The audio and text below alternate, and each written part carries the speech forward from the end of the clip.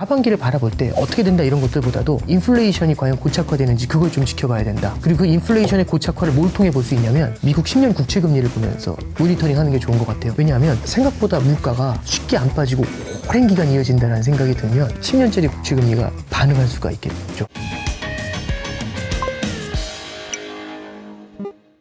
그래서 인플레이션도 비슷해요. 돈을 그렇게 많이 풀 때 어떤 생각을 했냐면 인플레이션이 안 와.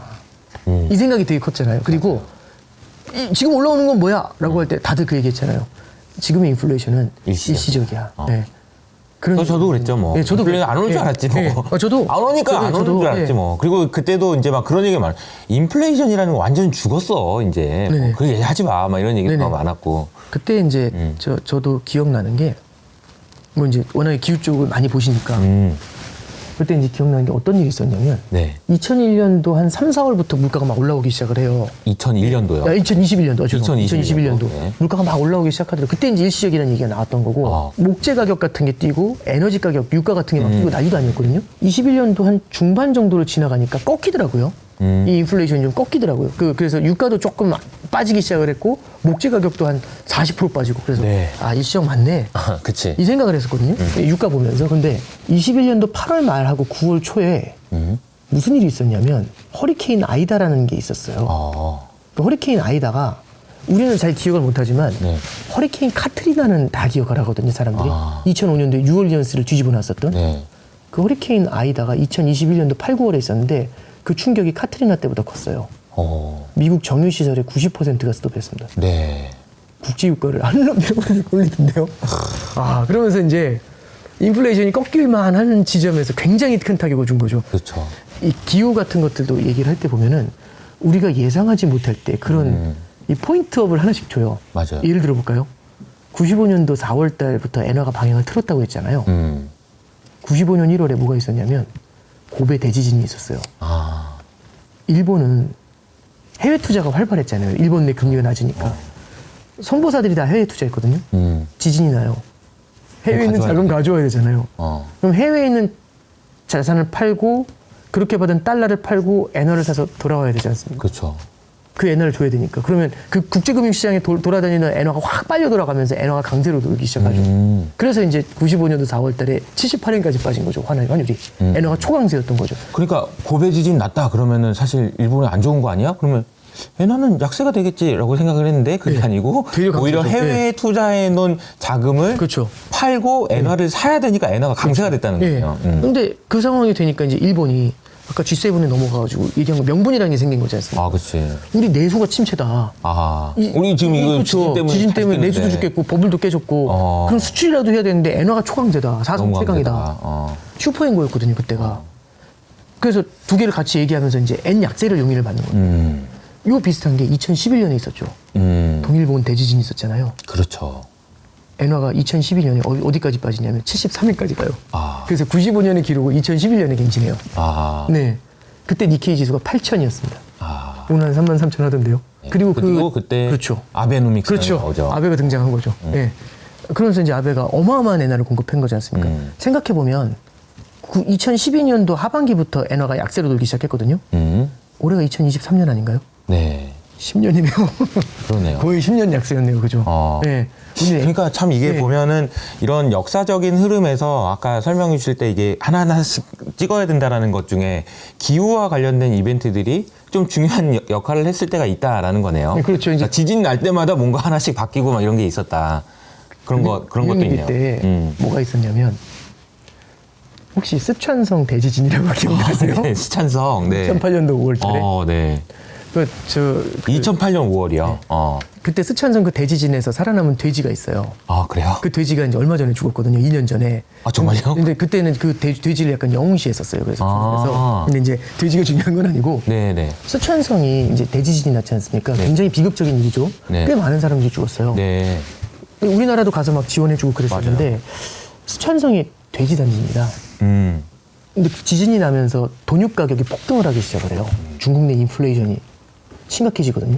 그럼 중국은 뭘 해야 되냐면 2008년도 막 시장 박살나고 있을 때 금리를 올려야 돼요. 인플레이션 때문에. 네. 그러면은 중국의 수요를 갖다가 중국의 힘을 갖다 꺾는 요인이 됐을 거지 않습니까? 그렇죠. 예.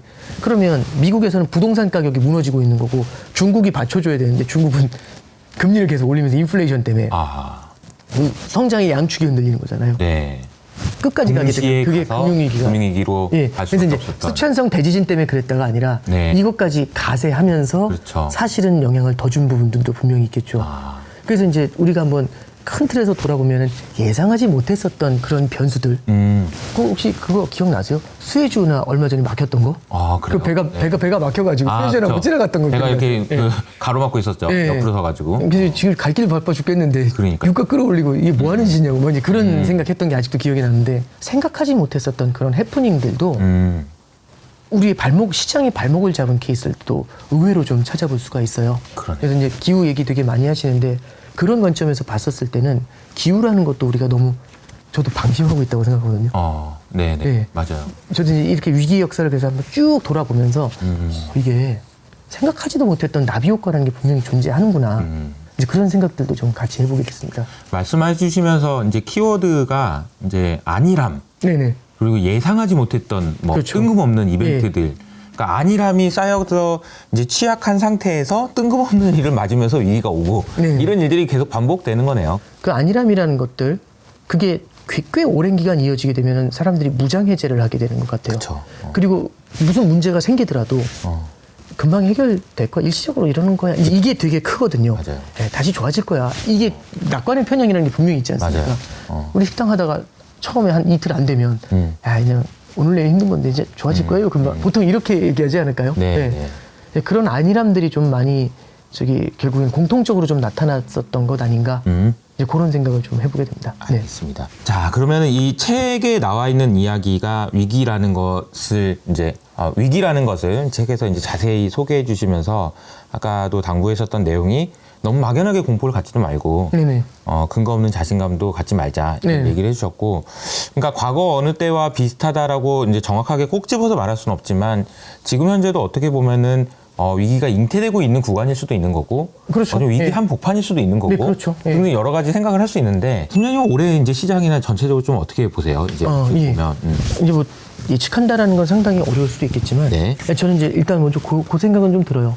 과거의 위기를 통해서 우리가 이제 배워야 될 거는 그때 그 어떤 문제점이 있었는지 우리는 다 깨달은 거지 않습니까? 그쵸. 적어도 그 길로는 오지 않을 거라는 건 이제 그 길을 확실히 막을 거잖아요. 그쵸. 그럼 우리나라가 외환보유고도 이렇게 많아진 거고. 맞아요. 그리고 이제 SVB 사태 같은 게 터졌을 때 굉장히 신속하게 막잖아요. 그러니까 이제 이런 것들이 과거의 그 교훈들인 거거든요. 그래서 일단 놔두면 저는- 더 커진다. 빨리 그렇죠. 막아라 그냥. 예. 그래서 저는 이게 위기 역사라는 걸 통해서 우리가 볼 거는 그걸 알고 있다라는 것도 굉장히, 그걸 겪어봤다라는 것도 굉장히 큰 자산이지 않습니까? 예, 그런 점에서 저는 당분간은 그런 형태의 위기가 올까 그러진 않을 거라고 봐요. 네. 근데 다만 그 각각의 위기들이 던져졌던 메시지들 있잖아요. 그런 것들이 저희한테 지금의 우리한테 시사하는 점들도 분명히 있다고 봐요. 과거에도 보면 이제 인플레이션 같은 것들이 올라왔었을 때 70년대에도 이 석유 파동 때잖아요. 이 인플레이션이 사실은 1950년대 초반부터 67년까지는 인플레이션이 없었어요. 물가가 오르질 않았거든요. 네. 그러니까 자본주의 황금기였어요, 그때가. 그리고 미국 주식시장에는 니프티 50라고 해가지고 그쵸. 원 디시전 주식이라고 하거든요. 그놈만 사면 달려요. 그냥 사놓으면 평생 놔두면 좋을 주식들. 맥도날드 뭐 이런 게 사기만 들어가지고. 하는 거지 뭘 팔라고 그렇죠. 생각해. 어마어마하게 그렇죠. 어마어마하게 올랐던 주식들이죠. 그게 이제 1970년도까지 주가를 밀어 올리거든요. 근데 인플레이션이 오지 않을 거라는 안일함이 생기다 보니까 그때 당시에 미국 대통령부터 시작해서 린든 존슨 대통령, 닉슨 대통령 어마어마한 재정 정책을 쓰면서 경기 부양에 나서거든요. 그리고 이제 닉슨은 재선을 해야 되니까 돈을 더 풀었고 그게 인플레이션 사태를 만들게 돼요. 그러니까 처음에 물가가 올라올 때 초동 조치를 했어야 되는데 그걸 하지 않았던 거죠. 예, 왜냐하면 그 앞에 있었던 15년의 안일함, 그럼 40년의 안일함이 우리 앞에 있었던 거잖아요. 40년 만에 인플레이션이라는 얘기는 40년 동안 인플레이션이 없었다는 얘기입니다. 그쵸. 그럼 40년의 안일함이 존재하잖아요. 물가가 올라와도 일시적. 이런 생각을 했었던 거고. 그게 지금의 이제 인플레이션을 낳은 거잖아요. 그럼 그 다음이 이제 저는 문제라고 생각을 하는데 네. 우리는 어떤 생각을 갖고 있냐면 그냥 이사님께 한번 여쭤보죠.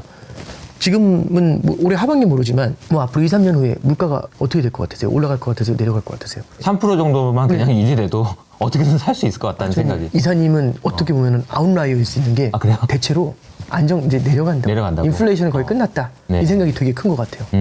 그러니까 그게 어떻게 보면은 전망이기도 하지만 희망이 섞여 있다고 봐야죠. 그렇죠. 그리고 이제 인플레이션이 내려갈 거면 금리는 금리도 내려줘야지. 이제. 아니 뭐 다 올렸다면서 이제 뭐 그렇죠. 내려야지. 네, 그렇죠. 그러니까 금리 지금 높은 거지 않습니까? 그렇죠. 그러니까 결국엔 금리 내려갈 거고 물가도 안정될 거고 이 인플레이션이 잠시 왔다 사라질 거라고 또 어떻게 보면은 2, 3년짜리 일시적인 인플레이션이라고 생각할 수도 있거든요. 그랬으면 좋겠는 거죠. 네, 그렇죠. 근데 70년대로 가보면 네. 그 처음에 올라오던 인플레이션이 10년을 가요. 그게 시장을 굉장히 고생시켰거든요.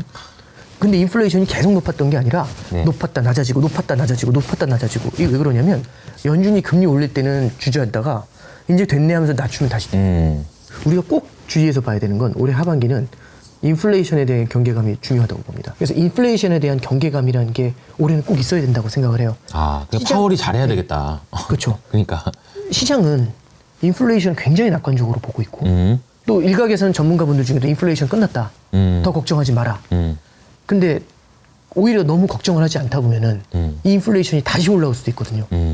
그건 이제 뭐라고 하냐면 인플레이션의 고착화라고 합니다. 네. 이 고질병 같은 건데 고질병은 치료도 어려울 뿐 아니라 언제든지 재발해요. 그 얘기는 뭐냐면 근원 기준으로 아직도 4.8 이렇거든요. 네. 근원 물가 기준으로. 그럼 이 물가를 2% 내리는 것도 힘들지만 근원은 잘 안 빠지잖아요. 지금도. 네. 빠지더라도 또 언제든지 재발을 할 수가 있죠. 만약에 재발하면 얼마나 힘이 빠지겠습니까? 간신히 잡았는데. 어떻게 잡은 건데 어떻게 우리가 주가 빠지는 거 견뎌가면서 그렇죠. 이 금리를 올리겠다는 걸 놔두면서 잡았는데 또 올라가 이 좌절감이 네. 장난 아닐 것 같아요. 그렇죠. 그러면 어떤 게 있는 거냐면 물가가 생각보다 잘 안 빠지잖아요. 금리라는 게 있지 않습니까? 네. 금리 중에는 잘 아시겠지만 중립금리라는 게 있습니다. 네. 그 중립금리라는 건 어떻게 보냐, 그냥 결국에는 이 정도 금리 레벨이면 물가를 올리지도 낮추지도 않는 아름다운 레벨. 아. 이렇게 생각할 수 있잖아요. 적당한 네, 거? 적당한 레벨. 그 중립금리가 지금 우리는 이제 일정 레벨이 있다고 생각을 해보죠. 그 중립금리보다 금리가 높으면 긴축적이라는 표현을 써요. 긴축적. 조금 더 높으면 충분히 긴축적 이렇게 얘기하거든요. 네. 그럼 지금 연준의 기준금리 5.5는 어떤가? 긴축적인가? 그럼 우리가 숫자로 보면 명목상의 숫자로 보면 오 높네 이거잖아요. 네네. 근데 충분히 긴축적이라면 물가를 계속 잡아내리고 있어야 되지 않습니까? 그렇죠.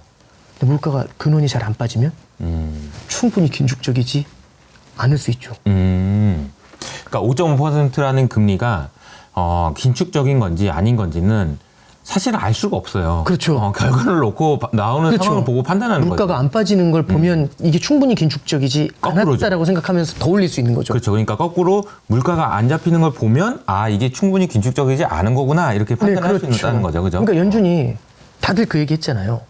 4.75부터 다 왔다. 5.0 다 왔다. 그치. 5.25 끝이다.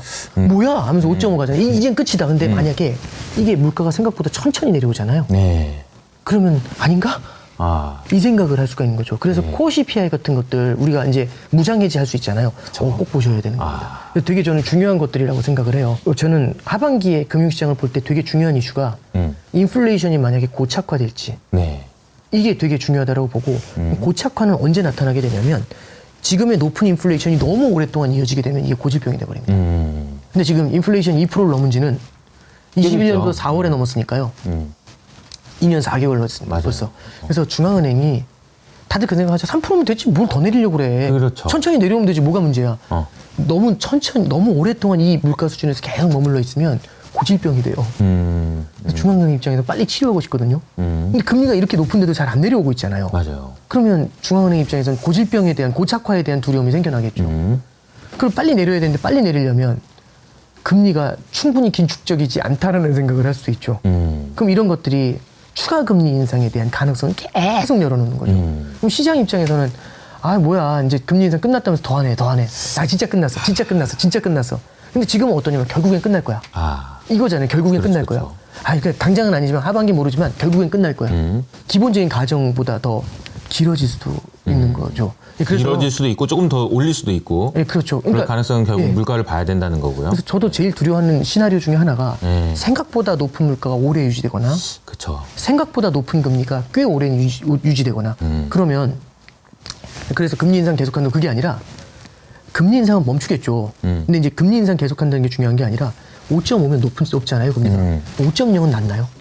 5.0도 높은 금리잖아요. 아, 그렇죠. 금리 인하를 하더라도 과거에 비하면 생각보다 높은 금리가 한두 번 인하하더라도 네. 오랜 기간 이어질 수 있지 않나라는 생각? 부담이 계속 되겠죠. 네, 그렇죠. 투자에 대한 부담이. 네. 네. 그러면 이제 이거는 뭐에 대한 부담을 만들어내게 되냐면 결국에는 금리가 내려올 거잖아. 결국에는 물가도 주저앉을 거잖아. 네. 그러니까 당장은 아니지만 결국엔 그렇게 될 거라면 그런 기대감에 반영해서 그렇죠. 그 기대감을 땡겨와가지고 만약에 지금 주가가 우리가 있다면? 금융시장이 좀 이렇게 반응을 잘 하고 있다면 되돌림이 있을 수 있겠다. 그렇죠. 이제 그게 뭐냐면 결국에는 저는 지금의 시장이 결국에는 물가를 바라보는 낙관론이라는 게 분명히 왜냐면 다들 그 얘기하잖아요. 골디락스라고. 그렇죠, 그렇죠. 네. 성장은 단단하게 유지가 되는데 신기하게 물가가 계속 내려오는 거죠. 만약에 이게 우리가 하반기에 리스크 요인 네. 변수로 본다면은 인플레이션에 대한 시각의 변화.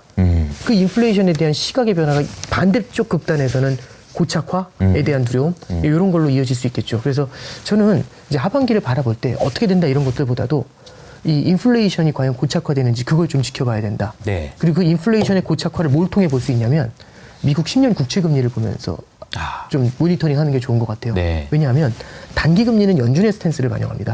장기 금리는 실물 경제 물가나 아니면 성장이나 이런 걸 반영하거든요.